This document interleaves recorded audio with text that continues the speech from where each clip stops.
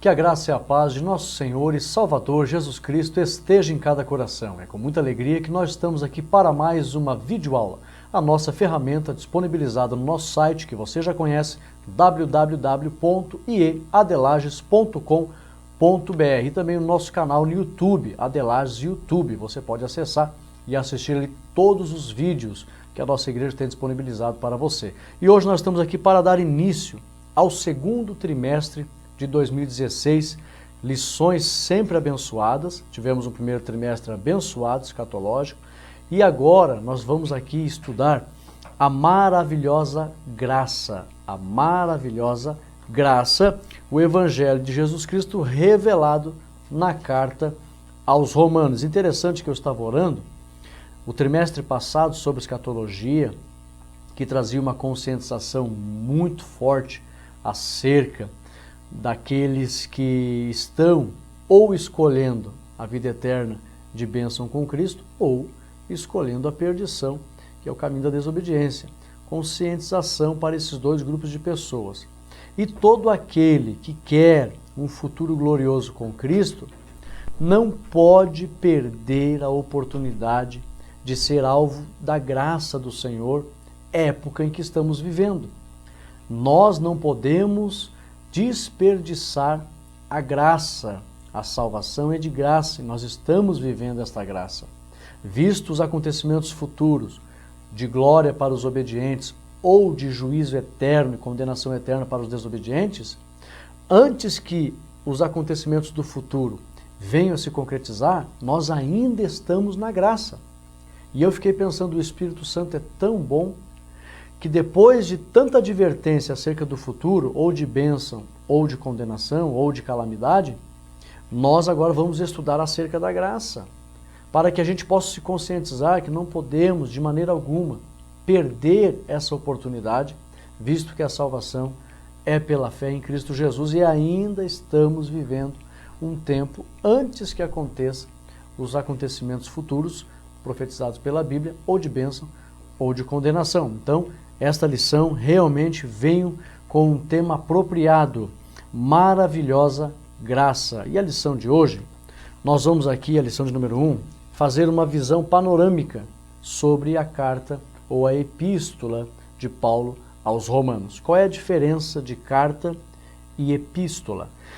Na verdade, tudo é carta, a grosso modo, mas existe uma pequena diferença, porque carta, quando você, naquela época principalmente, escrevia para um indivíduo apenas, particular, e esta carta chegava nas mãos desse indivíduo e ficava só com ele, pois era para ele, então todos tinham ciência de que era uma carta. Porém, quando o conteúdo era muito extenso, o número de palavras era 2 vezes, 3 vezes mais, e esse conteúdo era para chegar na mão de uma pessoa, a fim de que essa pessoa relatasse para um grupo ou para uma comunidade, isso era um ato epistolar, onde a pessoa escrevia uma mensagem a fim de que esta mensagem chegasse à mão de um destinatário, mas esse destinatário compartilhasse a mensagem para a comunidade, ou para a igreja, ou para um grupo. Isso era um ato epistolar, onde você queria se dirigir a um grupo, mas tinha que enviar a um destinatário. Então, existe essa diferença, carta para um indivíduo em particular, epístola para um grupo, para uma comunidade. Às vezes, era para uma pessoa em questão, como Paulo mandou para Timóteo, para Tito, mas a intenção não era que esse ensinamento ficasse apenas com eles, era para repartir. Então, por isso que é considerado epístola. Epístola é um ato de fazer com que a mensagem chegue às mãos de alguém, mas seja distribuída a um grupo ao redor desse alguém.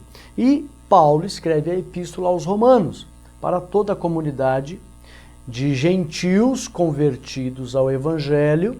Nós vamos ver aqui que ele se dirige a um grupo de pessoas e faz usa uma expressão, né, aos que foram chamados. Então, são pessoas que não eram nem judeus e também já não eram cristãos da época dos apóstolos do Senhor Jesus. Eram gentios que não conheciam a palavra, passaram a conhecer. Nós vamos ver aqui como que a igreja em Roma, ao que tudo indica, ela surgiu, por meio de quem ela surgiu, porque Paulo se dirige a eles, e já existia a igreja em Roma ali.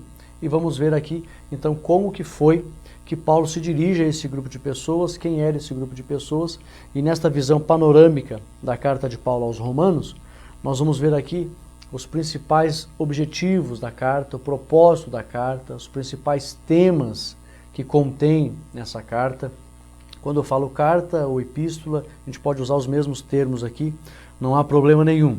A epístola aos Romanos, nós temos aqui, o texto áureo nos diz: porque não me envergonho do evangelho de Cristo, pois é o poder de Deus para a salvação de todo aquele que crê, primeiro do judeu, também do gentil. Nós vamos ver aqui também a verdade prática. A epístola aos Romanos mostra que sem a graça divina, todos os nossos esforços são inúteis para a nossa salvação e comunhão com Deus. Eu vou destacar aqui um dos grandes propósitos de Paulo ter escrito. Na verdade, tem pelo menos 4 propósitos Paulo ter escrito essa epístola aos Romanos. Mas um dos grandes propósitos, nós vamos ver aqui que Paulo sofria muito com uma questão em relação ao judaísmo, à lei. E muitos achavam que o apóstolo Paulo, ele até estava lutando contra os judeus, contra a lei. Ele não lutava contra a lei, o objetivo dele era anunciar a graça. Porém, também ele precisava conscientizar de que não havia mais necessidade de alguém achar que seria salvo pelas obras da lei. Então, ele destaca algo muito importante aqui que nós vamos aprender sobre a fé e sobre a justiça de Deus, que é pela fé, e não sobre as obras da lei. Então, nessa introdução aqui, eu estou já dando umas pinceladas. Teve uma pessoa que comentou aqui na internet: ah, Rodrigo, você comentou até 10 minutos, quase, alguma coisa, e depois daí para frente você repete as mesmas coisas. Não. Toda a introdução, ela é um esboço daquilo que você vai ensinar. Então você vai tocar naquilo que você vai ensinar, no conteúdo do assunto. Na introdução você já toca em pontos desse conteúdo. E depois você desenvolve o conteúdo. Dá a impressão que você está repetindo, mas não é. Quem sabe aí, quem entende bem de exegese e de esboço, de sermão, de estudo bíblico, sabe que na introdução você já dá uma abordada nos principais assuntos do conteúdo. Depois você desenvolve o conteúdo. Alguém pode pensar que está repetindo. Não, mas não é uma repetição. Isso aqui é só uma introdução. Nós vamos entrar na lição. A lição não é tão extensa. Ela tem 3 partes. A primeira parte diz assim: autor, local, data e destinatário. Como nós vamos estudar a epístola aos Romanos, nós vamos ver, é importante saber quem foi o autor, a data aproximadamente, o local onde ele possivelmente possa ter escrevido, e acredita-se que foi, né, no local em que nós vamos aqui falar, e os destinatários. Depois nós vamos ver aqui a forma literária e o conteúdo e propósito. Aqui nós vamos ver aqui a maneira que ele escreveu, qual era o estado de espírito que Paulo teve, a visão que ele teve para escrever, a forma que ele escreveu, ou o modo que levou ele a expressar-se da maneira que nós vamos ver aqui. Várias expressões ele usa, e nós vamos entender aqui que ele se dirige aos irmãos defendendo a fé, usando uma postura crítica em relação às ameaças que havia na época sobre a salvação pela fé em Cristo Jesus. Então ele usa um tom bem crítico, ele faz uma grande apologia. E nós vamos ver aqui uma expressão não muito conhecida, diatribes. Ele usa essa maneira diatribes para escrever. Nós vamos ver o que significa essa expressão diatribes. E depois nós vamos ver aqui que a terceira parte vai falar sobre o valor espiritual dessa epístola. Nós vamos ver aqui como ela contribuiu tanto para os dias da igreja primitiva, como para todos os cristãos em várias épocas, principalmente para a reforma protestante. Nós vamos ver aqui que a epístola aos Romanos, ela serviu de base para que iniciasse uma reforma religiosa na época da Idade Média, saindo aí, né, da Idade Média, do século XVI a seguir, século XVII, nós vamos ver aí que surgiu aí vários homens de Deus usados pelo Senhor que foram inspirados na Epístola aos Romanos. Então, entrando na lição, tem aqui uma introdução que eu fiz aqui no meu estudo. Aprenderemos com o apóstolo Paulo, através da Epístola aos Romanos, como Deus nos livrou do poder do pecado e do jugo da lei. Aprenderemos também outras doutrinas, como a doutrina da eleição, justificação, redenção e santificação. E que, acima de tudo, recebemos salvação por meio da graça, através da fé.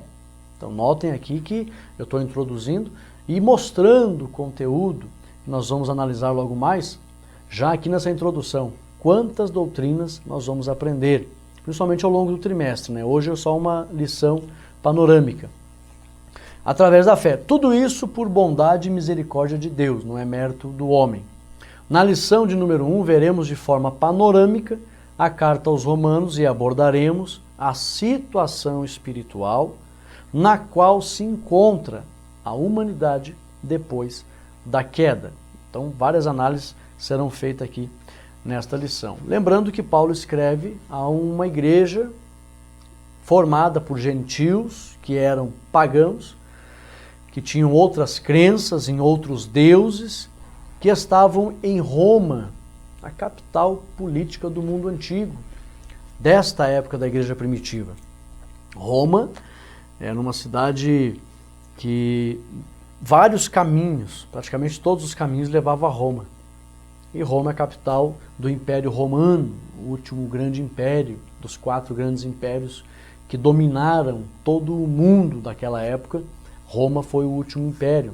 E ali em Roma era difícil mesmo de se viver, porque Roma foi grandemente influenciada pelo panteão de deuses grego, principalmente os 13 deuses gregos do Olimpo, mas haviam vários outros deuses. Há quem diga que em Roma havia 30.000 deuses.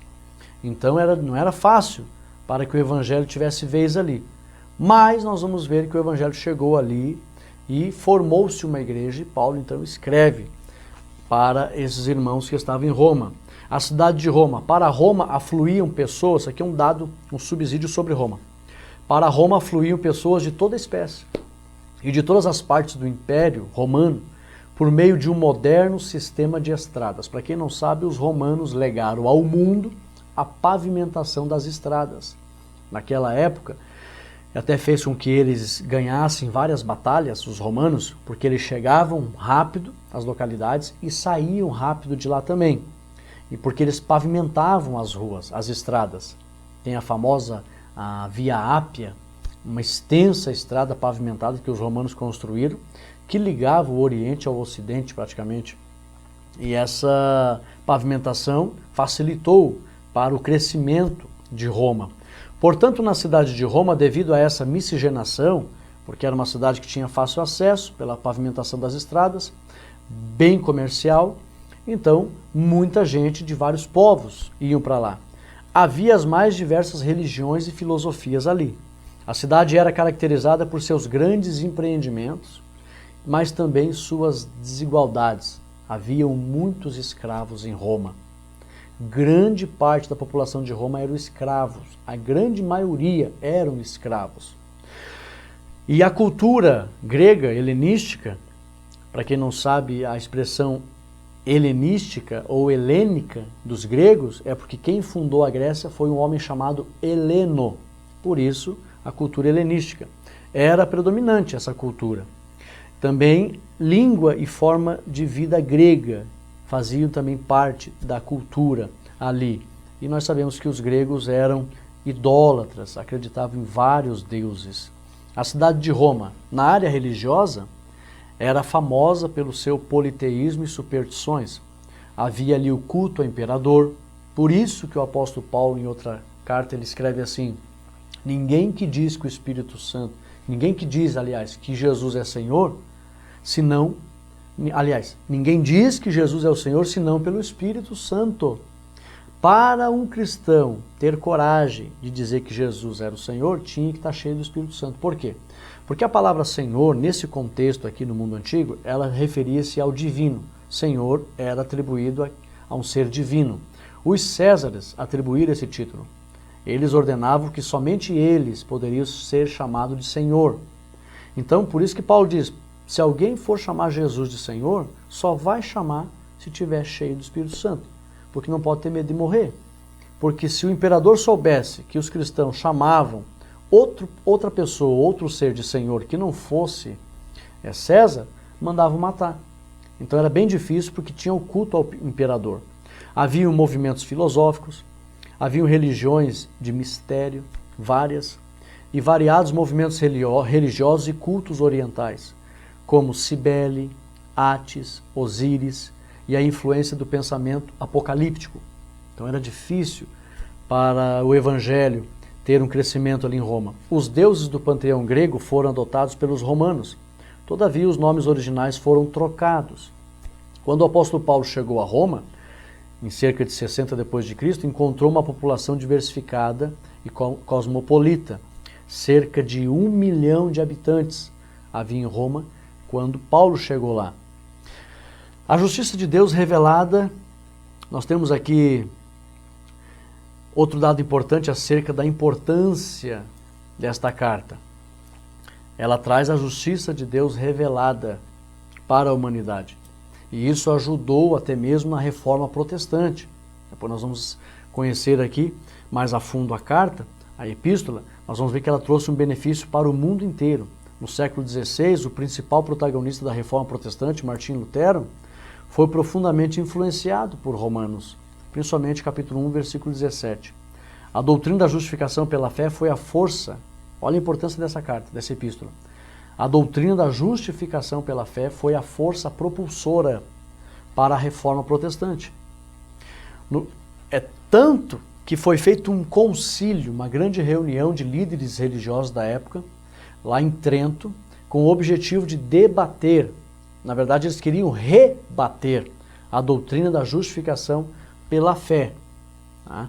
Naquela época havia muita questão das indulgências, ou seja, a venda do perdão e a venda também da salvação. E Paulo tanto escreveu pelo Espírito Santo, como os cristãos entenderam pelo Espírito Santo, principalmente baseando-se nos escritos de Paulo, e um dos cristãos foi Lutero, que a salvação e o perdão não precisa ser comprado. É pela fé. Tanto o perdão como a justificação. É pela fé. Aí a importância, há quem diga, Lutero mesmo dizia que a Bíblia, se existisse somente o Evangelho de João e a Epístola aos Romanos, não precisaria de mais nada. Então veja a importância, não que a Bíblia como um todo não seja importante, mas é que, como eu ensino aos alunos na escola teológica, Deus ele é tão maravilhoso pela diversidade de pessoas e mentes pensantes, umas diferentes das outras. Se uma pessoa não entender o plano de Deus em Gênesis, vai entender em Êxodo. Se não entender em Êxodo, vai entender em Levítico e assim por diante. Por isso essa diversidade das Sagradas Escrituras em relação ao conhecimento de Deus. Mas toda a Bíblia, de Gênesis a Apocalipse, o tema central é Cristo. Ela tem um tema só, é Cristo. E o livro ou a epístola que mais revela acerca do esclarecimento do propósito do Senhor é Romanos, acerca da salvação. Tem várias doutrinas fundamentais da palavra que estão em Romanos. E também, principalmente, nós vemos aí o Evangelho de São João, que é muito importante. Mas Romanos tem um lugar de destaque nas Sagradas Escrituras. Paulo afirma que a justificação provém de Deus mediante a graça justificadora, que atrasava largamente a esfera jurídica daquela época. Então, infelizmente, nós sabemos que é a verdade, mas teve homens no mundo que quiseram atribuir a salvação a práticas humanas e prejudicava até mesmo as pessoas que eram autoridades na época. Por isso que foi difícil, tanto para Paulo como para os reformadores. Mas aqui, nós temos aqui outra coisa interessante, um subsídio que é um comentário feito por Lutero. Eu estou falando da importância de Romanos. Posto que essa epístola aos Romanos é uma luz e uma vereda para a totalidade das Escrituras, penso que convém não somente que cada crente a conheça de memória, ainda que não disponha do livro escrito, mas também que se exercite na mesma, sempre e continuamente, como se fora o pão diário da sua alma. Olha só, verdadeiramente ninguém pode lê-la com demasiada frequência ou estudá-la demasiadamente bem, pois quanto mais estudamos, mais fácil se torna, e quanto mais a mastigamos, mais agradável ela fica. E quanto mais meditativamente ela é pesquisada, maior é o número de preciosidades que ali descobrimos. Olha a profundidade e a riqueza que é Romanos. Tão grande é o número de tesouros espirituais que ali se encontra. Isso foi mencionado por Tyndale, conforme ele extraiu de um comentário citado por Lutero. Então olha a importância que eles davam. Também a importância para Agostinho. Estamos sem dúvida conscientes da história da vida de Agostinho. Ele lutava com denodo contra os males morais, ainda ele era inconverso, ele lutava contra os males imorais.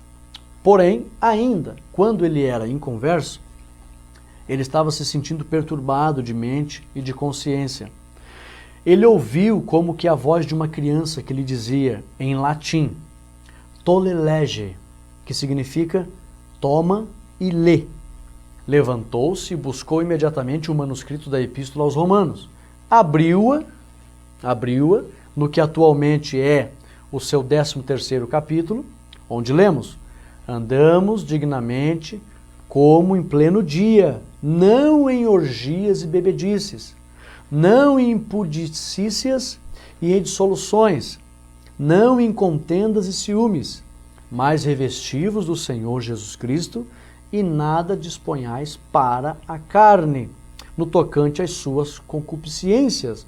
Ele leu o Romano, que nós temos hoje, capítulo 13, versículo 13 e 14, pois na época de Agostinho ainda não tinha versículo e capítulo na Bíblia.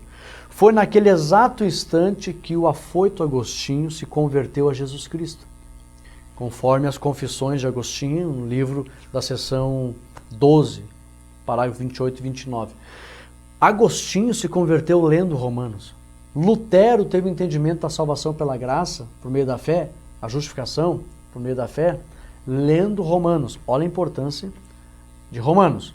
Nós temos aqui a primeira parte da lição, autor, local, data e destinatário. Eu quis fazer aqui essa leitura desse subsídio só para você ver a importância, mas agora nós vamos entrar na lição. O autor, ponto de destaque. Como eu disse, a lição não é muito extensa. Ponto de destaque sobre o autor. A grande maioria dos teólogos acreditam que, devido às evidências internas e externas, a Epístola aos Romanos é de autoria paulina. Evidências internas, que é a forma de escrever, como várias outras epístolas, você encontra também a forma de se apresentar, de saudar, de explanar as doutrinas. Isso é evidência interna, o estilo dele escrever e falar. Mas também tem as evidências externas, que é o testemunho de pessoas que falaram que era Paulo o autor. Por quê? Existe alguém que duvida? Existe. Muitas pessoas no mundo afora não acreditam que foi Paulo que escreveu. Ainda que nós sabemos que Paulo, ele ditou para o copista, que acompanhava, nós vamos ver aqui o nome, e vou falar depois, não saia daí. E Paulo mesmo não escreveu ela, mas ele ditou para o seu copista. Então a grande maioria acredita que foi Paulo. Autoria e data, é quase universal a concordância que foi Paulo o autor dessa epístola, e isto se baseia nas declarações do capítulo 1 e 15, no estilo e argumentação proposta nos capítulos intermediários e no testamento de todos aqueles que antigamente citaram a epístola. Data e ocasião. O portador, Paulo citou, o seu copista escreveu e teve uma senhora que foi a portadora para levar. O portador é uma senhora chamada Febe, de Cencreia, subúrbio de Corinto, que estava de saída para Roma, conforme 16, 1 ou 2. Como não havia serviço postal particular na época do Império Romano, as cartas eram enviadas por viajantes de confiança, e esses viajantes eles não pegavam os lugares ermos e desertos, eles pegavam as estradas romanas porque eram seguras. Por que as estradas romanas eram seguras? Porque haviam guaritas, postos de oficiais romanos, de soldados, onde eles evitavam que os saqueadores roubassem os viajantes.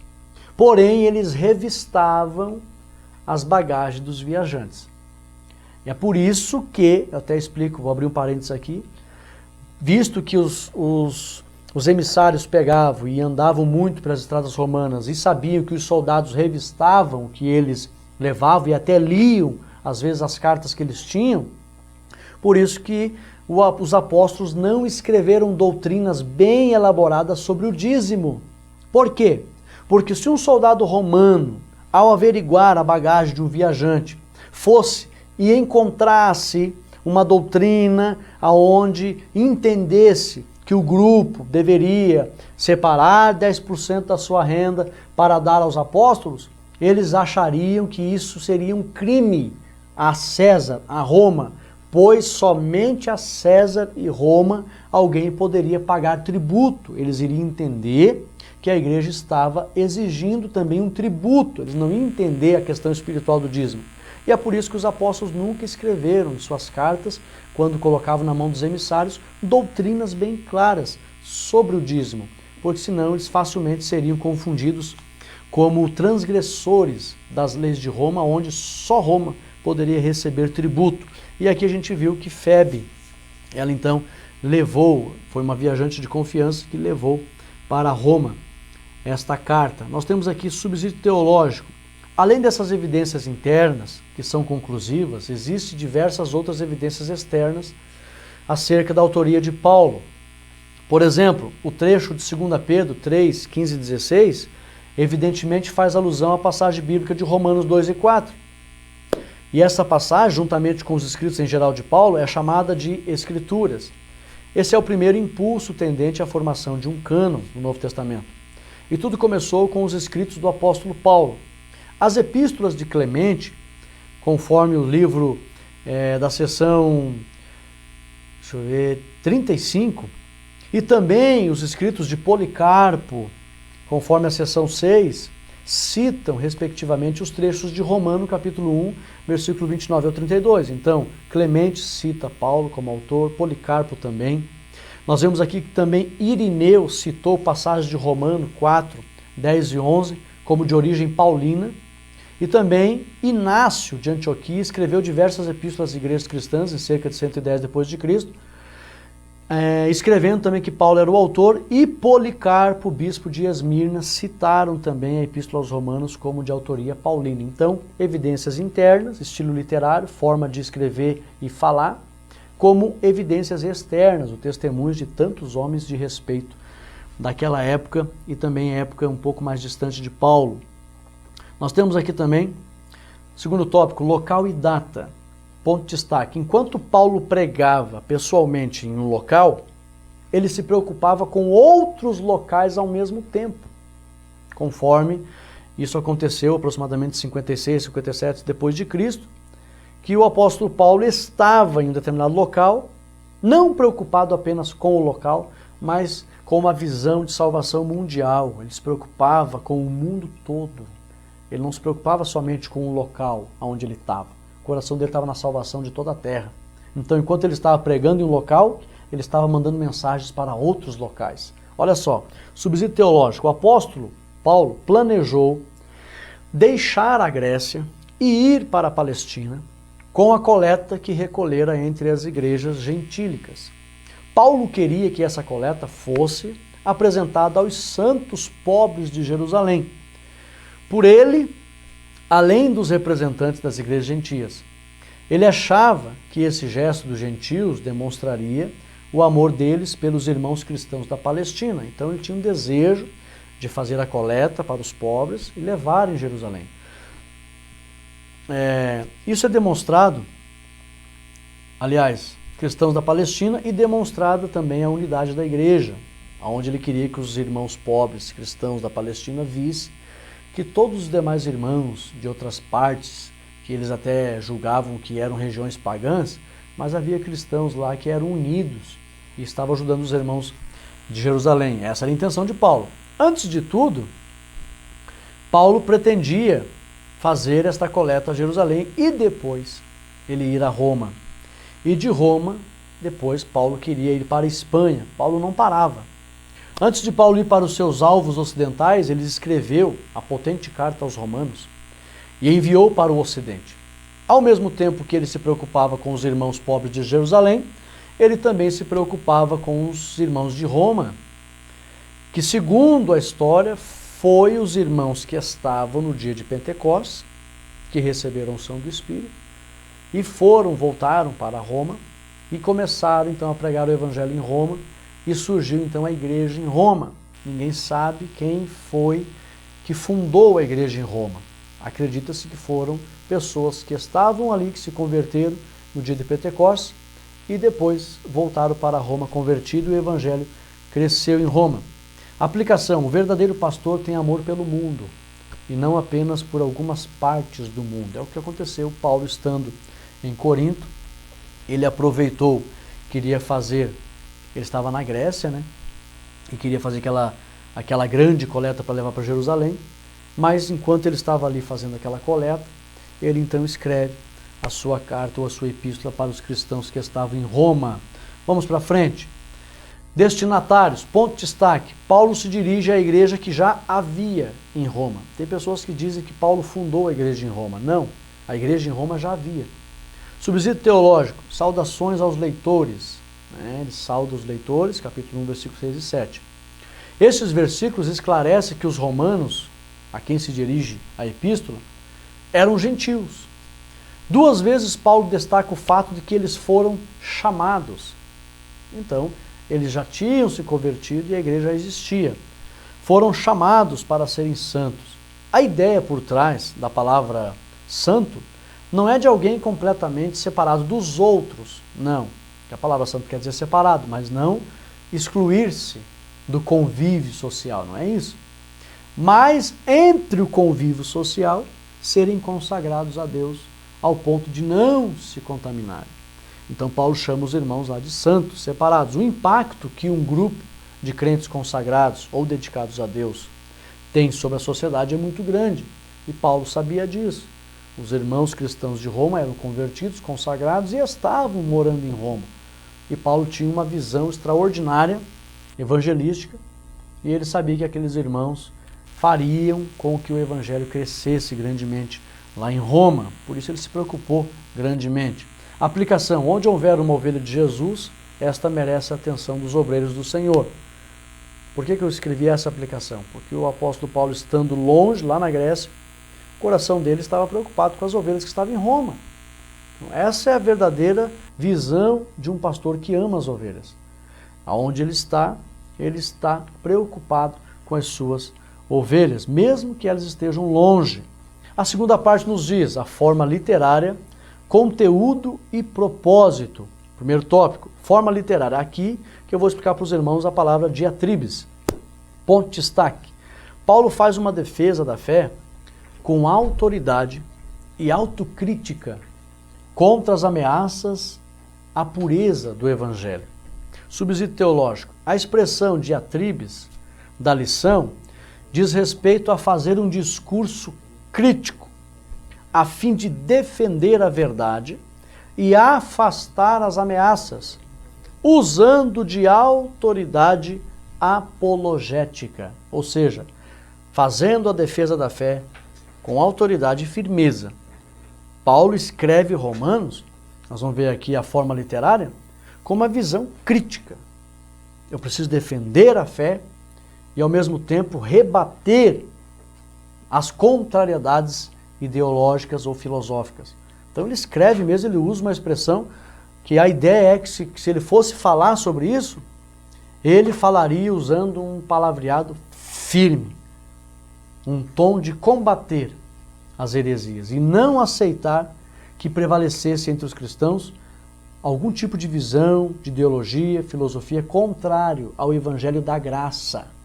Então, o estilo literário é uma firmeza crítica para defender a fé, colocando com autoridade as verdades do evangelho e refutando as ameaças heréticas. Aplicação: quando conhecemos a pureza do evangelho e a verdade acerca da fé, devemos defender o evangelho com autoridade e ousadia. Foi o que o apóstolo Paulo fez, escrevendo com esse estilo literário, a Epístola aos Romanos. Segundo tópico, conteúdo, ponto de destaque. O conteúdo possui as principais doutrinas da Bíblia. Aqui, vou fazer questão de ler a lição. Conteúdo. Nós temos aqui no conteúdo as principais doutrinas da Bíblia. Nós vemos aqui, o conteúdo de Romanos trata de alguns temas bem específicos, como por exemplo, a pecaminosidade do homem, todos pecaram, a salvação de Deus, a justificação pela fé e a graça divina. Logo depois das palavras de saudação, observamos a seção que trata sobre a manifestação da justiça de Deus mediante a fé, Romanos 1, e aí o versículo 18, até o capítulo 4, versículo 25. Paulo mostra a necessidade espiritual que os gentios, judeus e toda a humanidade têm da salvação de Deus. Paulo também mostra, nos capítulos 5 a 8, o resultado prático do evangelho na salvação do crente. Através do Espírito Santo, o crente experimenta a paz com Deus. Olha só quanta doutrina maravilhosa. Nos capítulos 9 a 11, encontramos a teologia paulina a respeito do tratamento de Deus para com Israel e também o seu povo. São revelados 3 aspectos do tratamento de Deus para com Israel: passado, presente e futuro. E na última sessão, Paulo mostra o lado prático do evangelho na transformação de vidas. A conclusão da carta, tratando do empreendimento missionário do apóstolo e algumas recomendações finais, estende-se do capítulo 15 até o capítulo 16, versículo 17. Então o conteúdo é muito vasto de doutrinas, que a partir da lição número 2 do trimestre, nós vamos se aprofundar em cada uma delas. Vamos aqui, o esboço do livro. Primeiro, nós temos aqui 6 objetivos, esse esboço e explanação de doutrinas. Primeiro, condenação de todos, que está do capítulo 1 ao capítulo 3, versículo 20. Segundo, justificação pela fé em Cristo, capítulo 3, versículo 21 ao capítulo 5, versículo 21. Terceiro, santificação e nova vida dos salvos, do capítulo 6 ao capítulo 8. Quarto, dispensação, o tempo, onde aparece o plano de Deus na vida do Israel de Deus, capítulo 9 ao capítulo 11. E exortações gerais, que é a seção prática, do capítulo 12 ao capítulo 16. Então nós temos aqui 5 grupos doutrinários da carta ou da epístola aos Romanos. Vamos para frente. Nós temos aqui, terceiro tópico, propósito, ponto de destaque. Aqui eu acho muito interessante esse propósito. Preste bem atenção nessa leitura, que vai servir para abrir o teu entendimento acerca de um dos principais objetivos pelo qual levou Paulo a escrever essa doutrina contida na epístola. Paulo tinha em mente fazer uma apresentação do seu apostolado. Também queria fazer de Roma uma base missionária. Defendendo, aliás, o evangelho que pregava. Paulo faz a defesa da fé e dá recomendações pastorais. Então, o propósito, tem vários propósitos aqui, mas presta atenção aqui nessa análise. Mas por que Paulo escreveu esse tipo de carta aos Romanos? Para começar, durante anos ele tinha estado em controvérsia com o elemento fariseu na igreja, judeus convertidos ao cristianismo, que não queria abandonar a lei. Ele sofreu com isso. Judeus, fariseus na igreja, que davam muita importância à lei mosaica. Paulo tinha escrito as cartas aos Gálatas e a segunda carta aos Coríntios. No calor dessa controvérsia, ele faz essas epístolas, escreve elas. Agora, ele estando em Corinto, ele tinha tempo livre e estava em paz. Esta era a sua oportunidade para definir sistematicamente as conclusões às quais o Espírito o tinha guiado a respeito da questão entre Cristo e a lei. Como ele estava em Corinto e havia tempo para isso, ele estava em paz, não estava sendo perseguido, estava em paz com os irmãos, ele resolveu fazer um tratado definitivo, tirando as dúvidas acerca de Cristo e a lei. Então ele já tinha escrito Gálatas e a segunda carta aos Coríntios abordado aspectos em relação a isso. Em Gálatas aparece bastante as obras da lei, as obras da carne, as obras do Espírito. E aqui então ele tem a mesma postura, defender a graça e explicar acerca da lei. E o interesse de Paulo era lutar contra o judaísmo. Aliás, o interesse de Paulo era lutar contra a visão do judaísmo, não contra o judaísmo, mas a visão do judaísmo. E sabemos que Paulo não tinha interesse de combater os seus irmãos judeus, ele não queria guerrear com eles. Mas o ponto de vista doutrinário dos judeus, Paulo, ele então queria explicar à igreja que não precisava andar de acordo com a lei. As leis, tem 3 tipos de lei. Paulo ele é bem conclusivo. Se você não souber dessa questão dos 3 tipos de lei, você vai fazer uma confusão lendo Romanos. Qual é os 3 tipos de lei? Tem a lei moral, que Paulo diz que é santa, boa e justa. Qual é a lei moral? Justiça, amor, misericórdia. E tinha as leis cerimoniais, que Paulo diz que maldito o homem querer achar que vai ser salvo praticando as leis cerimoniais. E aqui onde as pessoas confundem. Poxa, mas Paulo uma hora diz que a lei é santa, boa e justa. Daqui a pouco ele disse que quem querer viver pela lei é maldito e não vai ser salvo. Mas do que Paulo está falando? Não, é que tem 3 tipos de lei. Uma hora ele fala da lei moral, que é boa. Outra hora ele fala das leis cerimoniais, que eram sombra das coisas futuras, não precisa o homem andar nelas. E tinha a lei civil, a terceira lei. A primeira lei moral, depois lei cerimonial, lei civil. As leis civis eram leis específicas para os judeus, apenas para os judeus. Era civil porque dizia respeito ao viver diário do judeu em relação às autoridades políticas de Israel. Então, nós temos que saber diferenciar. E em relação à salvação, não precisa o homem andar nas leis cerimoniais, nem nas leis civis. Mas na lei moral, sim.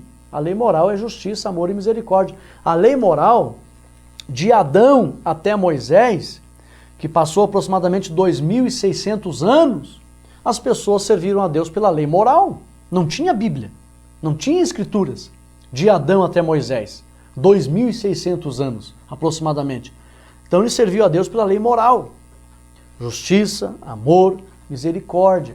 E Paulo diz que essa lei, ela é boa, ela é santa e ela é justa. Foi essa lei que Cristo cumpriu na íntegra. Se fosse analisar pela lei cerimonial, os próprios fariseus acusaram Jesus de ter quebrado a lei. Porque Jesus trabalhou, ele colheu espigas de milho com seus apóstolos no sábado. Ele caminhava distâncias no sábado, curava no sábado. Os fariseus diziam que Jesus quebrou a lei cerimonial. Mas Jesus não quebrou lei nenhuma, ele cumpriu a lei. Mas qual lei que ele cumpriu com perfeição? A lei moral de Deus, o amor, justiça e a misericórdia. E aqui Paulo, nesse tratado aos Romanos, ele trata sobre essa questão de Cristo e a lei. Os judeus, olha só, deixa eu achar aqui, fé em Cristo. Paulo não tinha interesse, mas ele queria explicar a graça pela fé em Cristo. E isso ia de encontro ao radicalismo judeu, ao ponto de os judeus pensarem que o interesse de Paulo era lutar contra eles. Mas não. Por isso muitos judeus passaram a odiar o apóstolo Paulo. Eles não entenderam o propósito de Paulo. Paulo não queria lutar contra os judeus, mas Paulo queria explicar aos judeus o propósito do evangelho. E os judeus nunca foram espirituais. Louvo a Deus por aqueles que se converteram e passaram a ser espirituais. Mas a grande maioria não é espiritual. Eles não são espirituais. Até hoje. Aplicação. Paulo estava ciente das afrontas que viriam ao fazer a exposição do evangelho por meio da epístola aos Romanos. Mas mesmo assim ele escreve a epístola, sendo assim, deixa-nos o exemplo de coragem, amor e dedicação ao evangelho. De saber que tamanha era a afronta, mas mesmo assim ele faz um tratado e envia aos irmãos a revelação da verdade. A epístola aos Romanos, ela é tão importante que ela traz muita renovação espiritual para aqueles que procuram de todo o coração entender a vontade de Deus quando vão estudar a epístola. E aqui o segundo tópico da terceira parte fala exatamente disso, renovação espiritual. Qual é o ponto de destaque? A exposição da epístola aos Romanos é tão forte que traz renovação espiritual. Eu até me lembrei de um testemunho de uma coordenadora de um núcleo, de uma faculdade teológica. Ela dizia que quando eles iam estudar teologia sistemática acerca da salvação, da soteriologia, e dentro da soteriologia fala da justificação. E a epístola, o conteúdo doutrinário que mais fala sobre justificação é o tratado que o apóstolo Paulo fez aqui na Epístola aos Romanos. E essa coordenadora da faculdade dizia que fazia os alunos dela ler 10 vezes a Epístola aos Romanos para compreender o que Paulo estava querendo passar. Porque é tão profundo a visão e traz tanta renovação espiritual que quando você lê várias vezes Romanos, muda cada vez mais a tua visão acerca da justiça de Deus por meio da fé em Cristo Jesus. E Paulo trata dessas coisas.